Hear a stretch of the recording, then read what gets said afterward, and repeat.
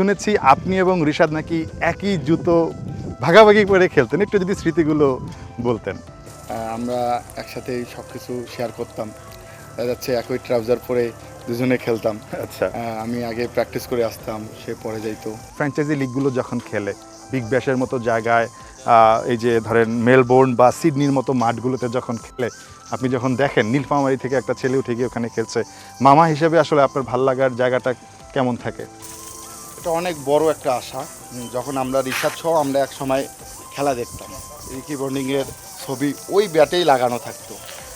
আচ্ছা, ওই ব্যাটেই লাগানো থাকতো। আমরা স্টিকার কিনতাম, স্টিকার কিনে বাংলাদেশের সকল প্লেয়ারের ছবিগুলো দিয়ে ব্যাটে লাগাইতাম স্টিকার, ওই ব্যাট দিয়ে আমরা ক্রিকেট খেলতাম। আসলে এখন ভাবতেই অবাক লাগে যে ওই এক সময়কার খেলাগুলো এখন আমার ভাগিনা আমাদের রিশাদ খেলতেছে, এটা আসলে একটা গর্বের বিষয়।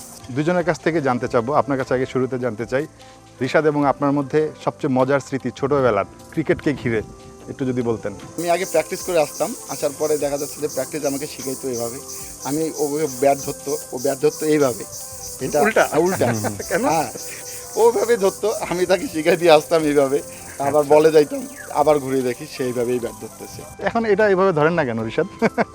এটা তো এখন বেসিকের মধ্যে পড়ে না আর কি। আচ্ছা, কি দারুণ ব্যাপার না, এখন এভাবে ধরেই মানে যেভাবে ধরার ওভাবে ধরেই বড় বড় ছক্কা হাঁকাচ্ছেন রিশাদ। এবং আমার বলে 5টা ছক্কা মারে। আচ্ছা আচ্ছা, এখনো খেলেন আপনারা? একসাথেই খেলা হয়, আচ্ছা, যদি আশা হয় একসাথে খেলি। বুঝতে পারছি। রিশাদ, আপনার কাছে সবচেয়ে মজার স্মৃতি মামাদের সঙ্গে?